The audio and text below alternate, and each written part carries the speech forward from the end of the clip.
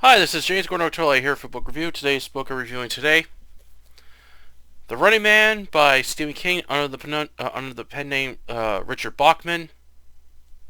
Really nice cover.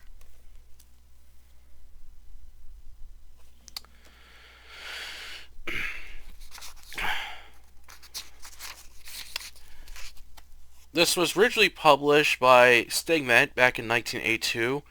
This edition is from First Nell in December 1983.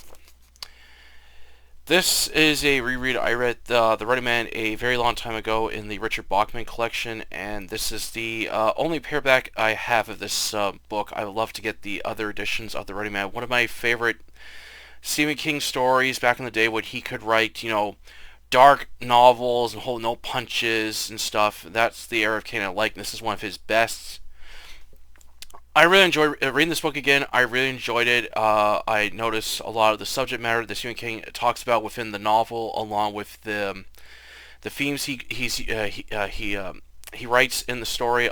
And overall, I really love the whole setting of this story. Like, it's really dark, bleak, and I love the old abandoned, decaying areas with walls covered in graffiti. You got these big feral rats that are roaming around the streets, feasting on anything they can find to eat in garbage. And there's of course maggots feasting on dead animals and stuff, even dead people, if I recall. And a lot of there's a lot of very eerie atmosphere in the book, like a lot of empty areas with fog and rain. I really love those scenes. And then you got the high tech areas mixed in within this. So reading this book reminds me a lot of Scared from New York and RoboCop. So those are the two movies that came to mind when reading this book. And overall, I really enjoyed it. I really like the short yet intense moments of action I get in this novel, and the finale was excellent. And overall, this was a really good book. However, for the film of the same name, I cannot say the same for, as that's one of the worst Stephen King citations ever. And I'll explain more about that in my review, along with other things about this book.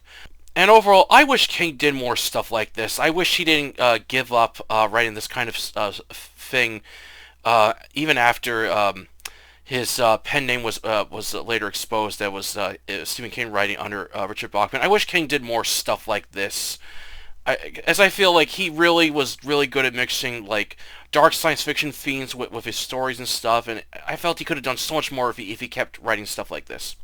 If only. All right, on to the book review. Plot. In 2025, Richard Benjamin is living in the rough area of Co-op City as America has become a total dystopia. Crime is running rampant throughout the city, with gangs controlling most of the areas. Cops don't venture too far in the city, leaving most of the people to defend for themselves. And corporations run everything. Work is hard to come by as most turn to crime, while the rich enjoy the life of luxury. Richards is unable to find work after being blacklisted from the union, and his wife, Sheila, has turned to prostitution in order to provide for her family, along with getting medicine for their sick daughter, Kathy. Living in his rundown apartment with poor heating, as Kathy's condition is getting worse as they can't afford a doctor. Richards can't take it anymore. He's going to audition for The Running Man, a dangerous blood sport that's watched by billions, as people must survive for 30 days while being hunted down by hunters with the aid of police.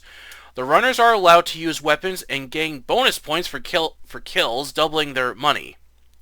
Sheila is against this, as it's very dangerous and doesn't want to see her husband killed on live TV, but Richard states that even if he dies, the money he'll earn will help them out. Leaving his apartment out in the heavy downpour, Richards walks down the filthy streets with large rats going through garbage bins, feral cats roaming around the alleyways, and maggots feasting on rotten food and dead animals. Graffiti covers every inch of brick walls and abandoned cars. Chain-link fence blocking most of the outside world off, and buses driving by while releasing their thick diesel smoke into the air. Traveling quickly as Richards doesn't want to be caught by gangs. Walking further till he reaches the other side of Co-op City and enters inside the games building, Richards walks towards the front desk and is asked a series of questions till he's given a key card and told to hang on to it. Richards waits with other men as they are taken up higher floors and begin a series of tests and examinations to check along with using high-tech equipment. While doing this, Richard is disgusted by these upper-class people as he tells them off and even fantasizes of killing them along with the ruthless cops who act as guards. As the tests go on, Richards knows the group he started with is getting smaller till it's only him. He made it, all the while wondering how his wife and daughter are doing. Richards is taken to the office of Fred Victor, the director of the show, and Bobby Thomas, the MC host, as both men tell Richards he's been selected to be this year's running man, along with going over the basic rules. Later on, he meets Dan Killen, CEO of the games. He goes over the rules and states he'll be given a taping machine, which is lightweight and able to carry up to 60 tape clips. He has to record himself and drop off each tape into a mailbox so the game studios can edit his footage and play it live. If he fails to do this, he won't receive any money, but still will be hunted. He goes over the rules and states he'll be given a taping machine, which is lightweight and able to carry up to 60 tape clips. He has to record himself and drop off each tape into a mailbox so the game studios can edit his footage and play it live. If he fails to do this, he won't receive any money, but still will be hunted. He can travel anywhere he wants, but is warned that people will be rooting for his death, and anybody who aids the hunters will be given $1,000, as Killen wants to make his show as messy as possible. Richards tells him off, and he won't be hunted easily, and wants medicine sent to his daughter once he earns enough money to afford it. Richard is scheduled to be released on Tuesday. While waiting, Richard sleeps in his small room eating what food he's given, as he plans to go as long as he can to ensure his wife and daughter earn the money to keep them going. On Tuesday, Richards is taken to the stage with a live audience, booting, chatting, and yelling, wanting to see him get killed, as Richard yells back while giving the audience the finger. Krillin is pleased with his bad attitude. Richards asks for the camera and for Krillin to go fuck himself. Krillin chuckles, giving him the taping machine and some advice before leaving the games building. He is given a 12-hour head start and $4,800. Upon leaving at early dusk with a cop standing out front, Richard looks at the people walking down the sidewalks with the glowing streetlights. Most of the buildings are covered in darkness, along with seeing the Nixon Memorial Park as the light drizzle comes down. Richards hails a taxi and has him take him down a few blocks before paying the rude driver $1 and flees. Richards travels through the alleyways, backyards of boarded up and mostly abandoned houses while looking at the urban decay around him. Richard goes to a black market dealer and buys a fake ID along with different clothes and disguises to avoid being recognized by people and the hunters. He takes a taxi to New York and goes to a hotel. Richard records his first footage of himself lying on the bed while reading the Bible. He then gets some rest and awakens 4 hours later, records some more footage of himself before dropping off the tapes into the mailbox, and leaves for Boston. Richards hides in the basement of an old YMCA and is tracked down by hunters as police block off the street along with aiding them. Richards quickly breaks loose a gas line, then starts a fire along with taking a crowbar as he barely escapes through the sewer system as the gym explodes, killing both hunters and cops inside. He travels further in the sewers till he crawls out of a manhole, reaching a ghetto. He finds a young black kid smoking and offers him money for a place to hide, as the black kid accepts, stating he hates the cops, or as he calls them, oinkers, along with his older brother Bradley. Richard spends the whole day in a rundown house as the area is in rough shape, not much food or water to go on. Richard learns how corporations along with the games network are causing illness to the lower class to ensure the social elite stay on top, along with lying to the public. Richard tries exposing the truth to the public and has Bradley's sister drop off the tapes while she gets smokes and drugs. However, later on that night when the game network broadcasts Richard's recording, they heavily alter the tape, angering him, but knows he can't stay here long, but swears to kill every hunter and cop he sees. Bradley is able to sneak Richards out by hiding in a trunk of an old car and gives him a pistol with extra rounds. They barely make it through the roadblocks as Richards is planning on going to Vermont, then to Canada.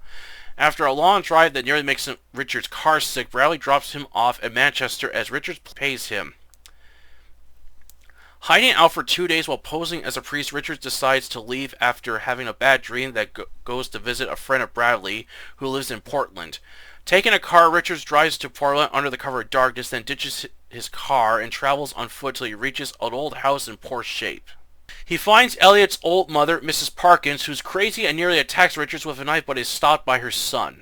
However, his stay is cut short when Mrs. Parkins calls the police, forcing Richards and Elliot to flee in his car. While running with cops swarming in, Richards draws his pistol and caps off a few rounds, causing the squad car to crash. Elliot is wounded by submachine gun fire as Richards takes control of the car and drives through a roadblock, smashes through it, then crashes. Elliot, slowly dying of his wounds, drops off Richards at an abandoned mall and drives off to lead the cops away from him as Richards is injured himself. He's struggling to stay alive with cops and hunters after him, but is becoming more frustrated at the dark truth that the game's network is lying to its people as they refuse to let him speak the truth. No longer interested in winning the game, Richards has other ideas for Krillin and his sick, twisted games network as he plans to bring it down, even if it means taking his own life. The Running Man is a dark, violent thriller with intense moments of brutal action, highly detailed as I love reading the scenes of urban decay, walls covered in graffiti, a swarm of feral rats roaming through the remains, toxic air with many areas of old and abandoned buildings with foggy and raining scenes that created a very bleak and eerie atmosphere with the high-tech cities. I also like the touch of alternate history within this novel as it paints a very dark and violent future had things gone differently in the past. Characters were well crafted and simple as I enjoyed Richards, a everyday man trying to stay alive in a dangerous world with cops and hunters out to get him, and the many other people he meets, and his views on the dark world he lives in, along with his built-up anger that he has been holding inside of him for many years and wants to release it on those he hates the most. King also touches on topics such as corruption, freedom, dystopia, censorship, anti-views on the social elite, and our lives being controlled by big powerful corporations who care more about money and high ratings than people's lives. Towards the end had me on the edge of my seat wondering how it was all going to end, and King delivers a big grand finale that I really enjoyed. As for the 1987 film of the same name, it's terrible, throwing most of the plot out the window and instead turns it into a dark sci-fi comedy that feels cheap, corny, and is trying to be like RoboCop, but is lacking the balls to pull off the darkness and brutal violence from the novel.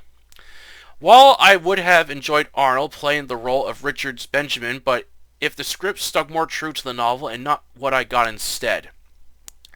However, a remake of The Running Man is coming up hopefully next year and would love to see this King classic get the proper rotation it deserves.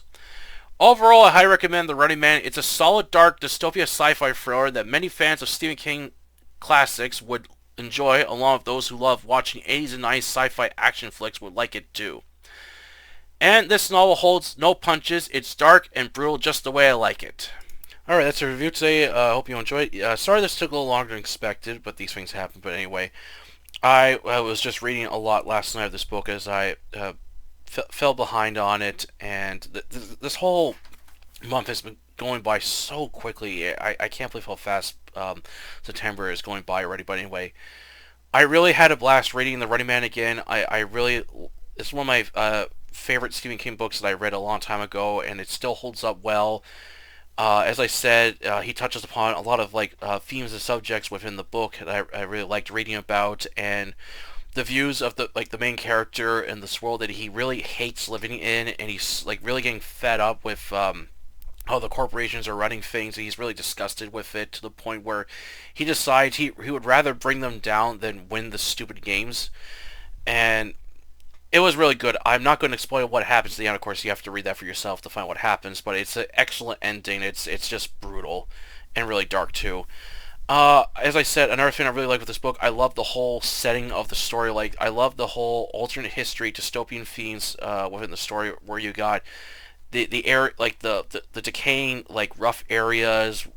I just really like how King describes these areas, how they look mostly old abandoned buildings, graffiti, a lot of people can't afford cars, so those who do have cars, they're very old and beat up, and they use different types of combustion engines since apparently gas is very expensive. So there's diesel, there's air power cars and stuff, and of course the rich can afford all the nice stuff as well. And I really like when King describes these empty areas where it's just these abandoned buildings, chain link fences, graffiti on walls, rats and stuff, and he has very foggy and rainy atmosphere. And I just love reading these scenes within the story, and of course you got the high tech rich areas as well. They're brought up in the story as well, and there's a lot of interesting characters we come to meet within the story. Other some I liked, others not so much. But he does like a really good job of making these characters well crafty yet simple, so they're not like too heavily layered and stuff. The story mostly follows Richard's perspective, and he's just basically an everyday man who's just trying to, in the story, just trying to, like, just do what he can to help his family while living this, like, shitty world and stuff, and he gets so frustrated with the fact that he's concerned that his wife is gonna get like murdered or something bad happen to her because she's being forced to take prostitution in order to make money to help with their sick daughter. So he decides to enter in this running game to earn money, even though it's very dangerous, but it would help his family out at least. There's some scenes with backstory with Richards that explains how his life kind of started to go downhill and into this built-up rage he's been holding up inside of him from losing his job, and the way the world is being shaped by these evil, greedy corporations and stuff, and him getting fed up by it, and just the anger building up inside of him. So I really like these scenes are short and are short. They're not too long, which I enjoy, as it just gets right back to the action of the story, which I really liked. I really like the intense short card chase that King has in the story, with along with some shootout scenes, as well as it's absolutely brutal in it, and the violence is really gory, which I liked. The one thing though, King does not describe what the hunters look like, so they do not look like this. This is just the publisher just took some liberties with what they thought the hunters look like, but they don't look anything like this. In my idea, I think they basically got like kind of like light body armor on and stuff, and they just wear, like, I don't know, a trench coat or something. But he doesn't describe what the hunters look like, and I wish he went into more detail what the hunters look like, as I recall the cops having like the cops just have like body armor. They have like these helmets with visors, and they're very intimidating looking. So he describes what the cops look like in the story, but he doesn't describe what the hunters look like. So I just wish he went a little more detail on what the hunters look like in the story. Um, Other than that, I overall enjoyed. There was like very little complaints I had with this book. I kind of wish it was a little longer. I felt it's a little like too short. Like, it's a very fast paced novel, so it gets moving quickly. There's no like filler and stuff. I just wish it was a little longer and stuff. But overall, I highly enjoyed it. As for the film, the same name with Arnold Schwarzenegger, I really hate this movie. Not because of Arnold, just the script is the absolute worst thing of the film. This is where basically a studio decides to take a really dark novel and just turn it into like a sci-fi comedy, and I really hate when they do that. I really hate when studios just want to avoid the brutal violence and darkness in the book, so they tone it down and they try making it like more comedic, and it always ruins it every time. There's like so many films I can list that were supposed to be dark, but they kind of went the comedic route. And The Running Man is no exception. It's not dark, it's not brutal like in the film. It feels very cheap and corny. I don't like they pretty much threw everything out of the book and with the film. Basically, they have it where, what is it? Richards is like a prisoner already, and basically he stages an escape. He's on the run. He gets captured, and then of course thrown this love interest that he has to try to save later on. And they wear these ridiculous like running outfits so the hunters can find them, and they're all like, the hunters that go after the runners are just like these over the top kind of cartoony villains, and they got like these ridiculous like grand entrances. They got like theme music every time they come on. It's like someone just basically took the WWE thing and just decided to make like these hunters more ridiculous than what they're supposed to be. I really hated that, and this is a film I do not like. It's just, to me, it feels like it wants to be like RoboCop, but it doesn't have the balls to be violent. Instead, it decides to go the comedic route, which I really hate. And when I was reading this book last night, I was finishing up the book last night. I thought to myself, John Carpenter would have been a better choice to direct The Running Man. He would have captured the darkness and the brutality in the book. He wouldn't have gone the comedic route. If John Carpenter could have directed The Running Man, it would have come out way better. Or hell, if they If they got Paul Verhoeven to do it after RoboCop, it probably would have been way better if they had him do it too. I just feel that back then they could have like picked like way better directors and a better screenwriter to do a better job than what we got back in '87. I have only seen the film once, and I have no interest seeing it again. It's just it's really terrible, and I really I really hate it. And I don't get why so many people love it. To me, it's one of the worst King adaptations ever. If I had to pick between that and Maximum Overdrive, I'd rather take Maximum Overdrive. That is fun and entertainment. Running Man is not. It's terrible. However, there is a remake of the Running Man that's in development, and I'm really looking forward to this. As the director who's working on this, he's the guy that did he did Shaun of the Dead. He did Baby Driver. What else did he do? He's a British director. He's done like action, comedy, and horror films and stuff. And he really wants to do a proper adaptation of The Running Man. As he says, he wants to fall more true to the book, update the story a little bit, just to, not too much, but he says he really wants to capture the darkness like in the book and the violence, and that's what I want, and I'm really looking forward. This is a remake I'm actually looking forward to. Unlike some other shitty remakes that I facepalm as they're just fucking pointless, but the Running Man remake is one I want. I want to see it happen, and I also heard that now they're going to do a adaptation of The Long Walk, which would be really interesting to see that made into a film. I wonder if they'll do the road work as well. I'll have to wait and see if anyone's going to do that, and even if anyone would even do a adaptation of Stephen King's Rage story as well. I'll have to see if anyone would do a adaptation of that.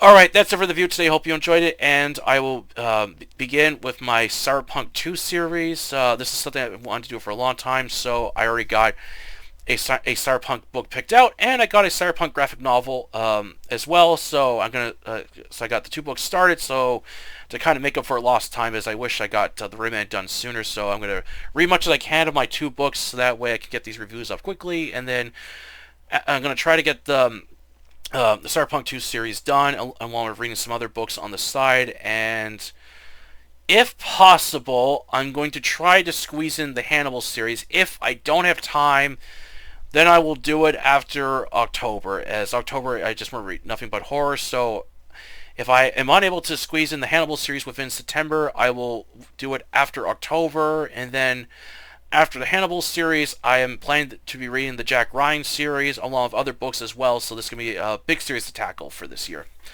Alright, that's for the video today. Hope you enjoyed it, and please don't forget to like this video, share it, and subscribe to October Library, the YouTube channel, and the Facebook group with the same name. Please support your fiction. Until then, I'll catch you later.